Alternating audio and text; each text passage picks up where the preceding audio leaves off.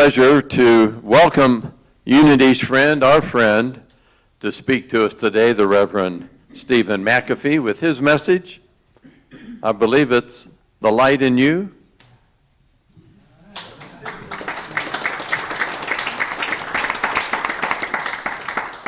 Good morning. Good morning. Good morning. It's always interesting to get here early and sit up front and not look back there because I don't know if there's 10 people or 50 people or it's like really interesting to see who shows up. So I want to I thought about this. This is really tall, you know. Way up there. So let's take that as a good sign. So every Sunday, somebody up here, the facilitator, whoever it is, lights this. And we always say something like, this represents the Christ light in you, or the light of God in you, or the divine spark in you, or the Spirit. We say something like that, because that's what that symbolizes for us. So we say that all the time. So I thought today, let's talk about the light in you, and see where that goes. So before I start, I have to tell you, as I was sitting here thinking about this, I remembered a story of Mark Twain, where he said that one time he took a bunch of animals, different predatory animals, different non-predatory animals, that were typically prey, put them all together in a large cage and gave all of them plenty of food, and they normally ate. And within a day, animals were all friends with each other. Then he took a big cage and put a Hindu and a Buddhist, and a Jew and a Christian, and a Muslim in there, and within an hour they were all dead.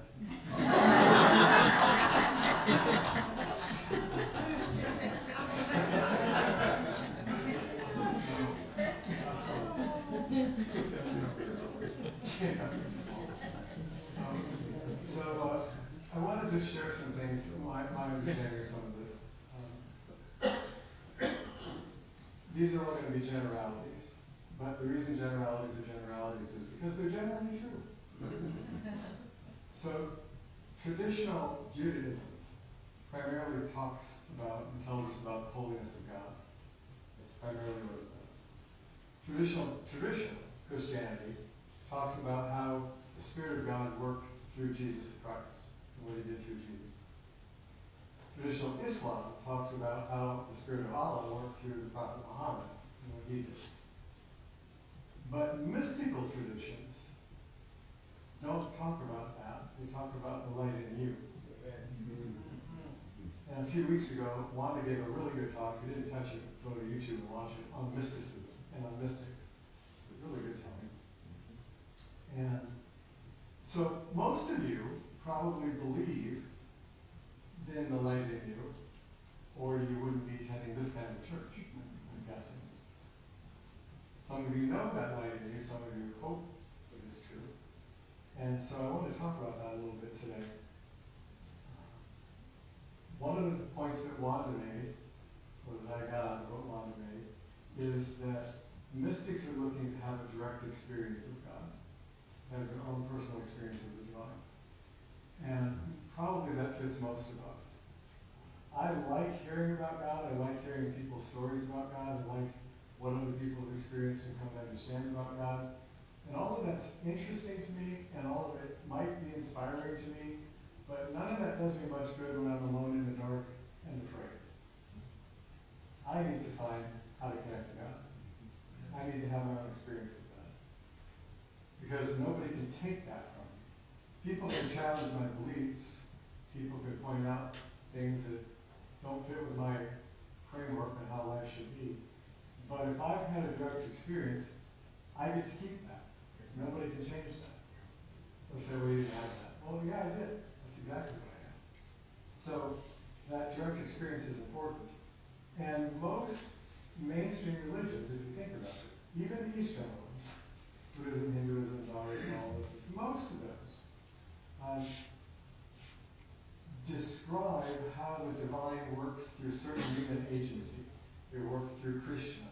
They work through Rama. They work through Gautama Buddha. They work through St. Francis. They work through Jesus. They work through, all these people that it works through. All of them are long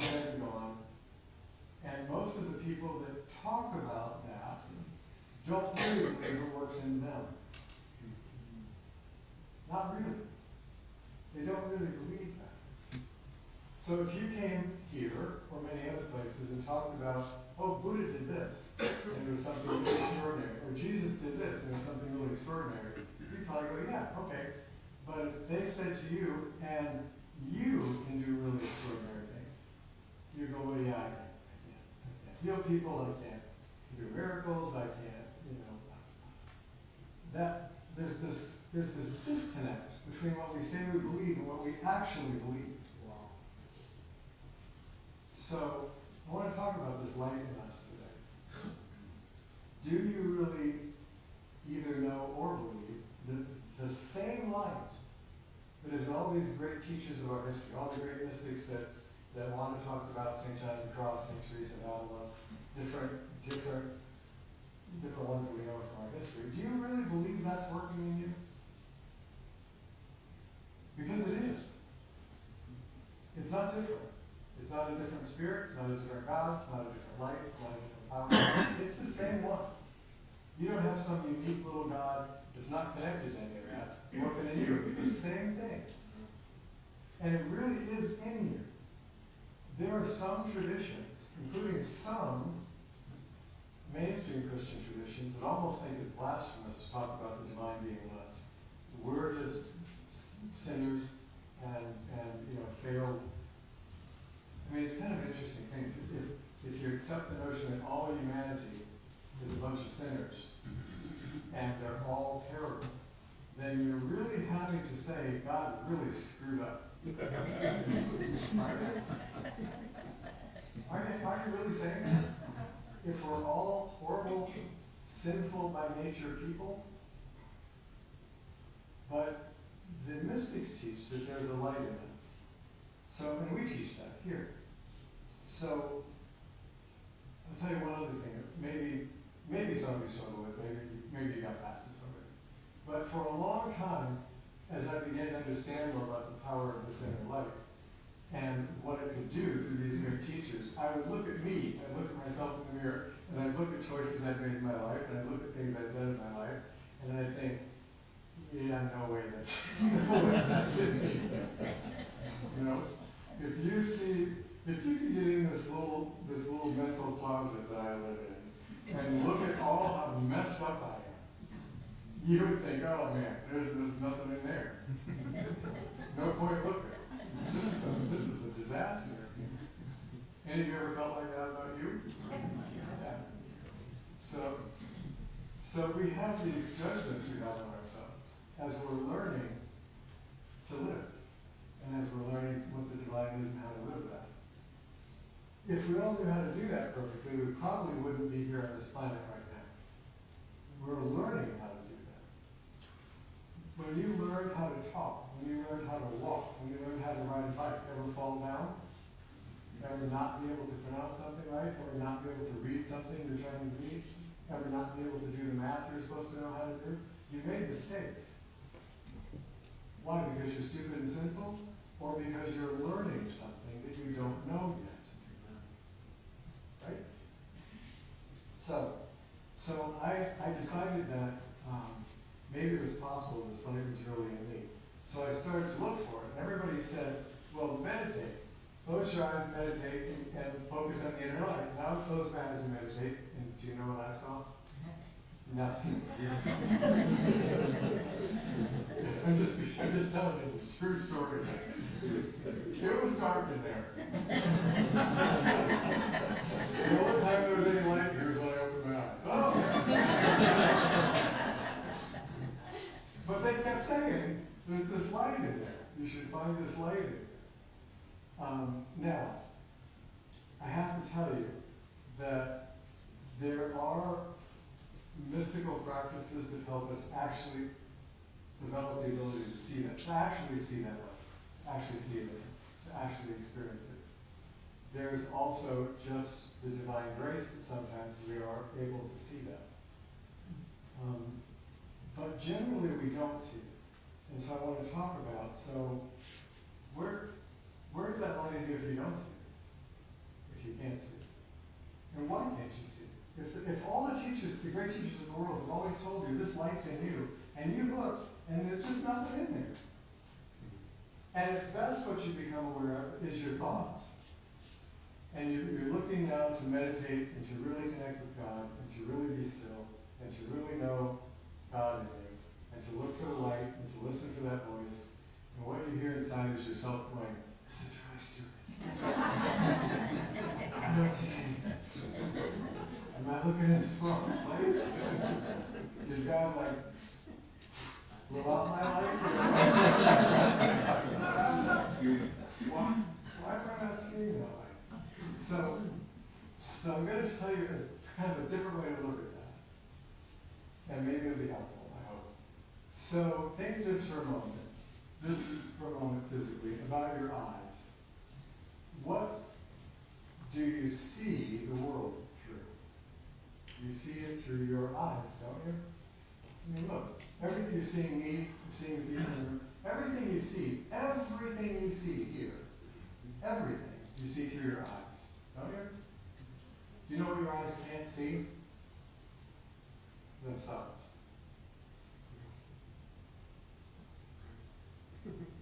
The light doesn't see itself, it sees what it illuminates.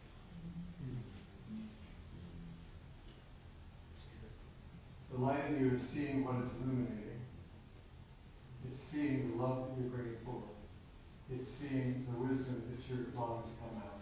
It's seeing the results of what light does. And we ignore all that. But where's the light?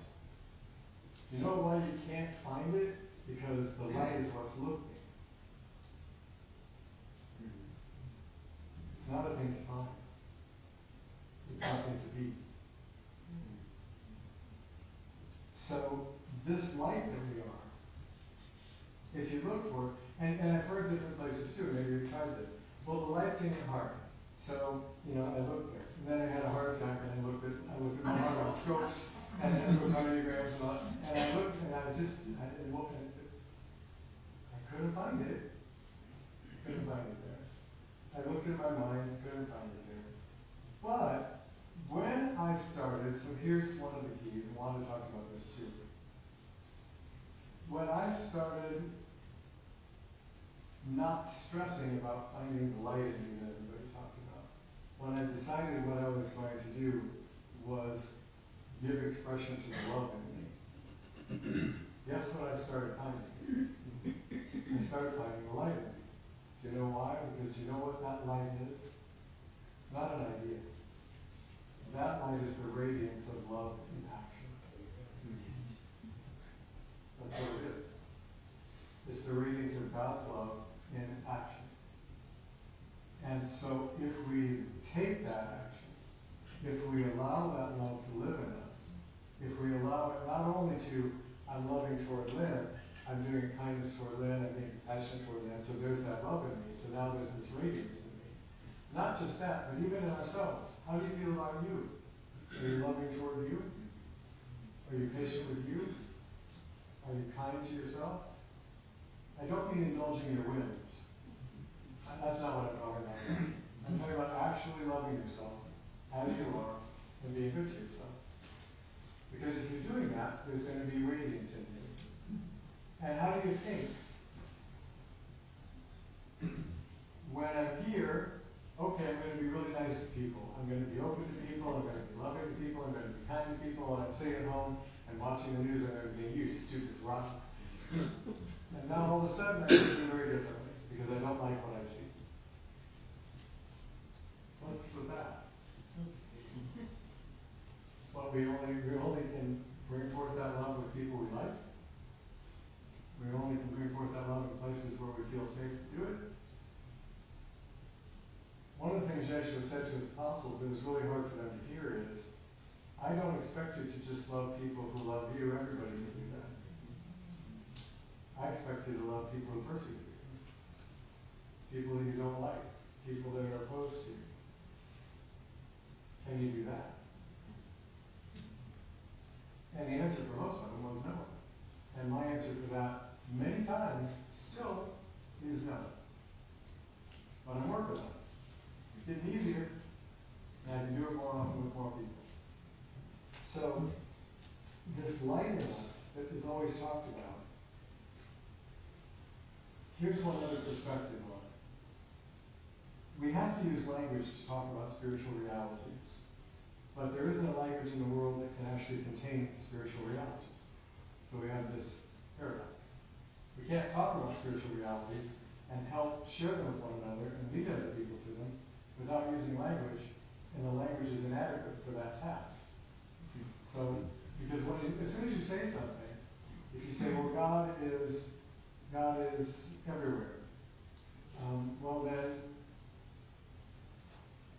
what does that mean, that God is everywhere? How do we say those words, but do we have that experience? Do we really get it? If we say God is love, then does it mean he's not wisdom? He's not peace, he's just love? As soon as we use language, we're having difficulty describing spiritual realities, and yet we need to use it. So, within us, one of the ways we use language is we say, this represents the light in you, the light of God in you. And when we do that, we now have a concept that someplace in us, there's this light. Maybe it's in our elbow, maybe it's in our heart, maybe it's in our mind, maybe it's in our soul. It's, where is this? Where is it in me? And we go on this search, where is it? To find it in me. What if the light isn't in you? What if the light is you? And your body is in your light while you're alive. And then when you're dead, your body's not in that light anymore. But you're still that light. So, one of the things that, as we watch the progression of spiritual teachings, back many years ago, let's say in the time of Moses, and other teachers in other cultures at different times, but let's say in the time of Moses in this tradition, Moses taught that God was real and we could connect to God, and that there were ways to do that. And almost all of those teachings about God were external. Worship God here. God's in the ark. God's in the priesthood. God's in the temple. God's in these rituals that you do. God's in these sacrifices that you do.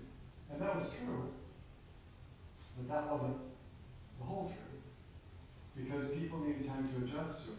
So Moses said things like, don't commit murder, don't commit adultery, don't lie, don't steal, all these things, that you've heard forever. Jesus comes along and has a new teaching. And the new teaching is not contrary to Moses. He doesn't say Moses was all wrong. He said Moses was all right, but there's a deeper level to that. Don't commit adultery. Yes, don't do that. But, you know where that starts? That starts with lusting in your heart. Stop doing that. Don't commit murder. Yes, don't do that. But you know where that starts? That starts with hatred and anger in your heart against your brother. Stop doing that. So he took it to a deeper level, a more inner level. Follow what I'm saying?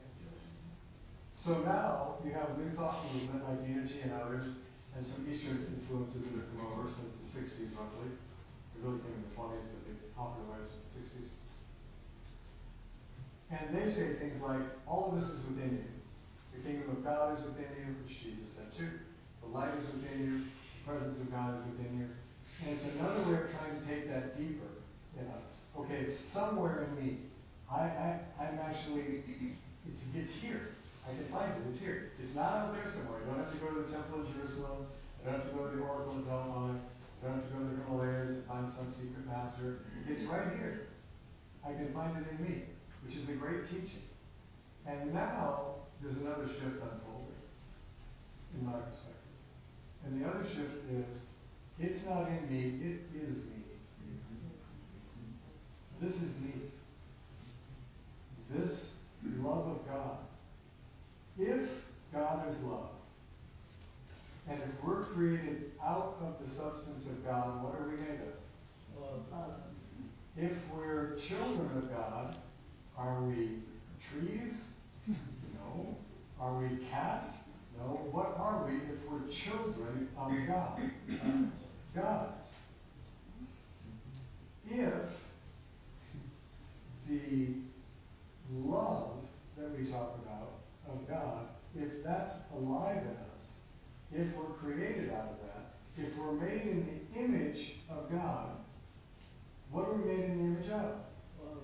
What are we made of? Who are we? And what is God? So see, there's another danger in this new understanding that's unfolding, and that is, when we talk about God is really us and we're really God, that does not mean that I'm the God and you're not. It does not mean that. If I go to the ocean and I take a bucket of water out of the ocean, and I say, this is the ocean, is it? Absolutely it is. Is every single constituent in that water the same as the constituents of the ocean? Yes. Does it have the same capacities and tendencies as the ocean? Water is water. Does it behave like the ocean? Yes. Is it fluid like the ocean? Yes. Is it wet like the ocean? Yes. Does it do things the ocean can do? Yes. So is this bucket of water the ocean? Of course it is. Is this the whole ocean? No. No. Are you the all of God? No. You're not. But you are a bucket of God. If that's offensive, you're a light of God.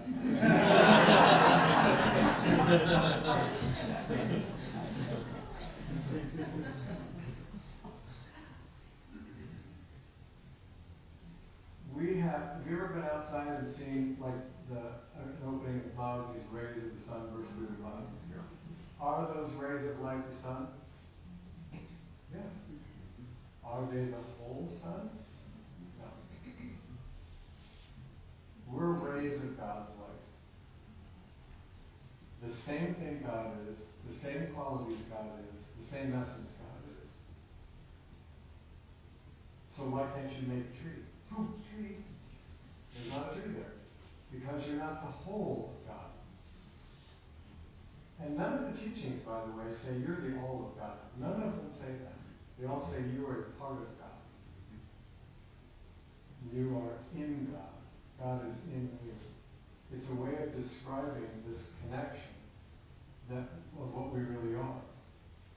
And so, when we're saying that we experience the oneness of God, what we're meaning is we're experiencing the reality of the interconnectedness between our being, which we experience as individualized, and the being of God, which we experience as whole. They're connected. They're the same thing. So this light that's you, that you're looking for, is, here's my suggestion. If it's difficult, if you're finding the light in you already, because you can, it's sort of like this. Let's say that right now there's a radio station broadcasting.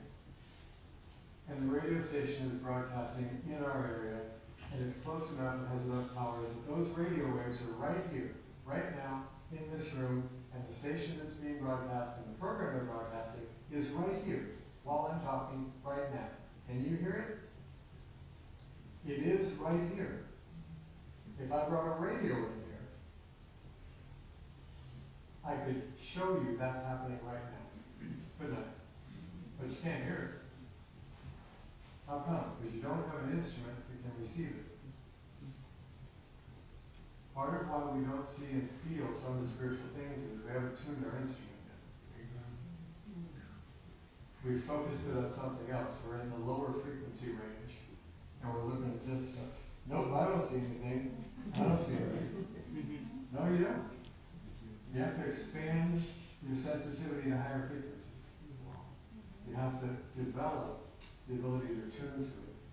You have to have the instrument tuned to it. These eyes right here, these physical eyes, they take in light from the world. And it strikes something called the retina, and the retina takes that image and flips it and sends it via the optic nerve back to the optic thalamus, and you register what you're seeing. These eyes do not see spiritual light. They see physical light. And do you know in the story of creation, physical light happened 4 days after light. The suns and the moon and the planets weren't created until 4 days after light was created. So the light that's being talked about in the Bible has nothing to do with our solar system or something.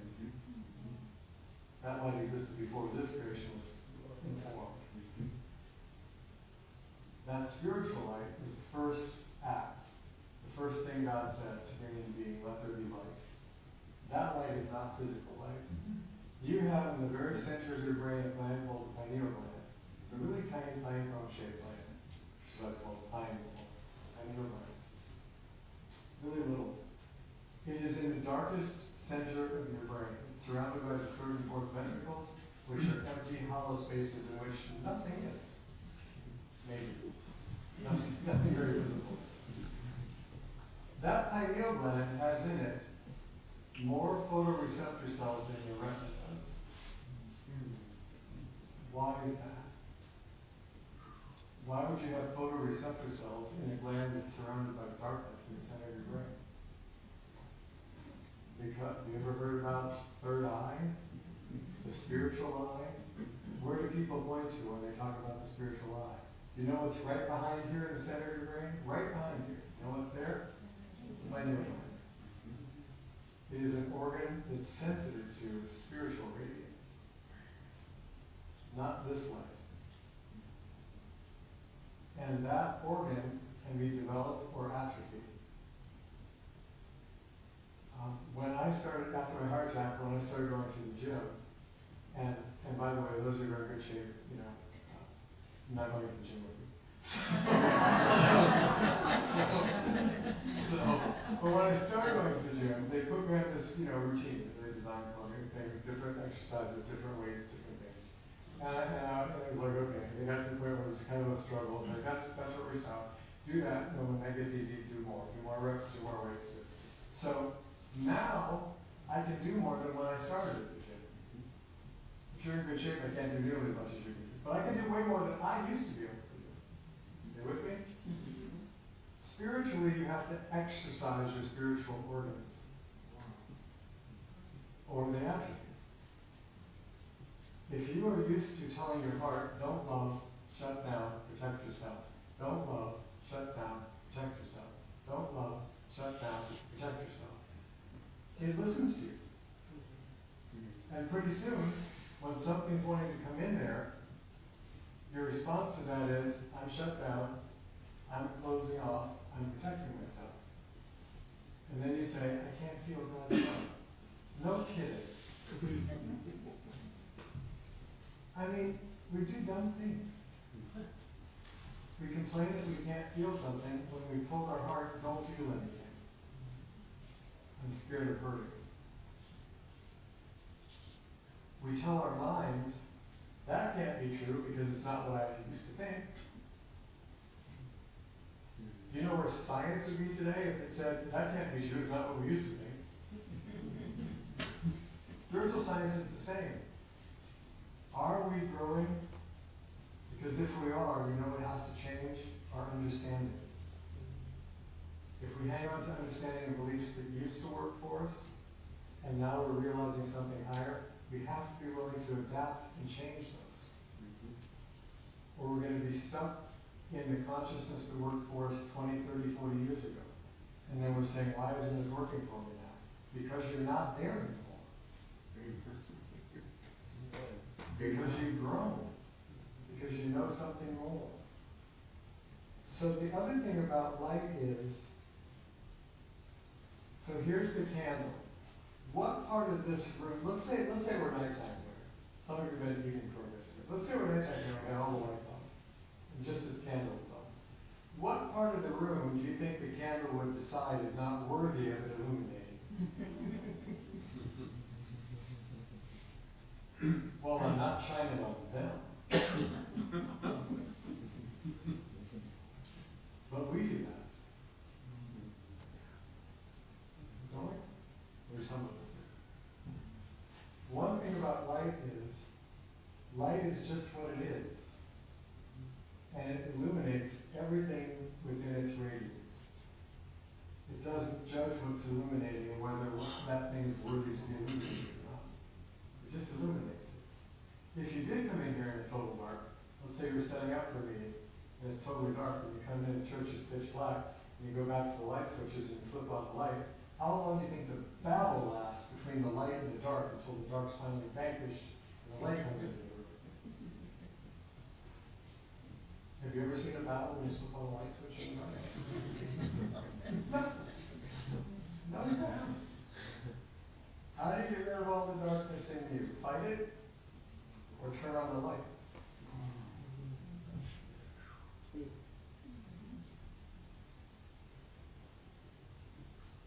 if we really trust that God is real, if we really know that, if we really believe that that energy is in us, then the way that we deal with all our failings, our problems, our wounds, all the things that distress us and hurt us, the way we deal with that, the simplest and most direct way we deal with that is bring more light.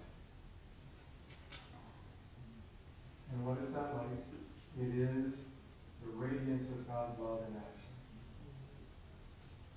So when you're hurting, instead of blaming who hurt you, instead of trying to figure out how to heal why you're hurting, instead of complaining that you're hurting, instead of wondering why me, how come I have to hurt, how about you just bring more love present and let the light do what light does. It illuminates the darkness. That's what it does. You don't have to make it do that. When you flip on the light switch, you're going to say, hey, by the way, could you push all the darkness out of the room for me? You don't have to tell it to do that. It just does that. So there is a light in us that's real. And the way for me, of all the things I've tried for 50-some years, of all the things I've tried, the thing that works best for me to really connect with that light is when I open up to love. When my heart opens to love, my mind gets light. My burden gets light. Jesus, who we think of as probably the model of love, what did he say? My yoke is easy and my burden is light. Because he opened to that love. So I'm going to share a short song with you, and then do a bit of a meditation, and we'll move on.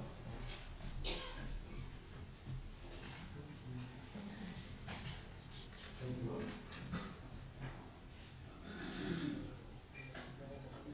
See, we're connected to the same source.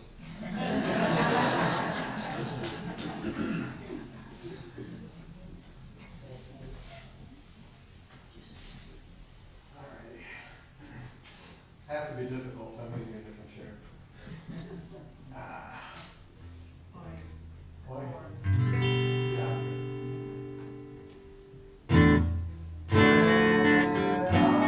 I see your light, Lord, hear your voice.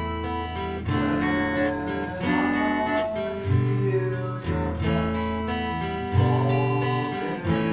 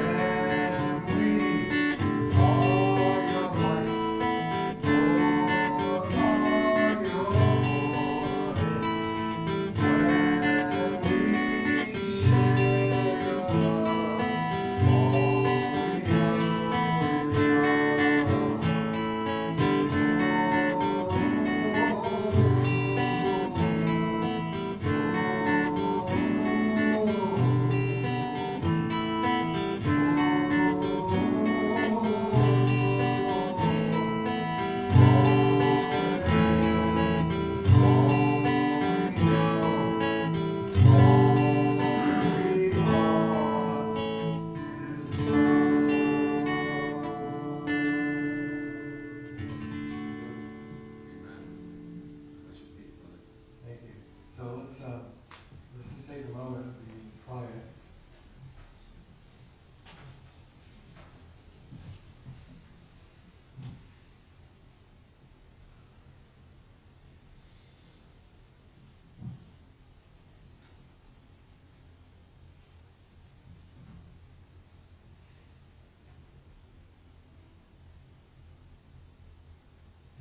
ourselves permission to accept that the reality of God is also our reality.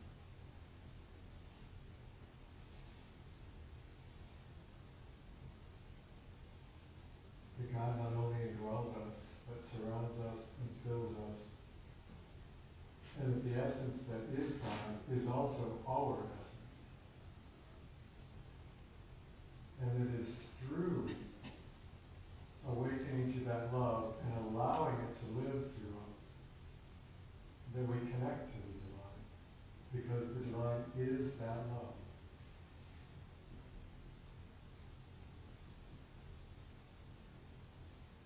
When we love those we don't care for, or those who don't care for us, when we love those that are difficult to love, we're not doing a great service. We're not being something special. God is just being God. God loves, because that is its nature. And you, when and I, when we free ourselves from all these illusions about who we are and who we're supposed to be, when we're just us, we just love.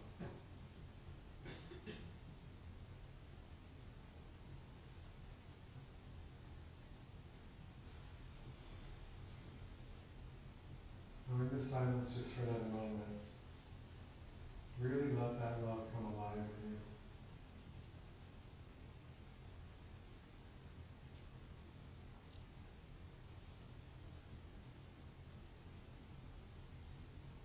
Really invite it to come alive in you. Welcome it. Want love more than you want to be right. Want love more than you want to win. Want love more than all the things you think you need.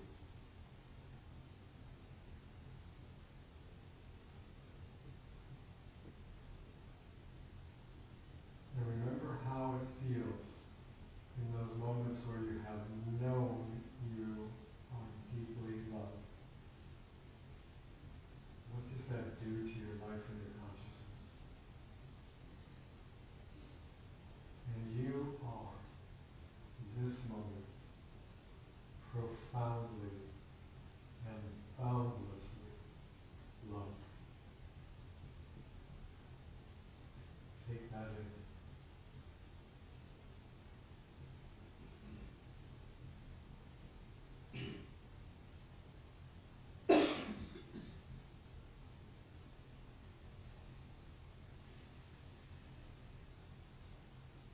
So we thank you, Lord, for this community of souls. We thank you for helping us to awaken to your reality within us and within each other. And help us to relax into knowing that all the other questions we have and all the other things we need, if we seek you first, all of that will in its own time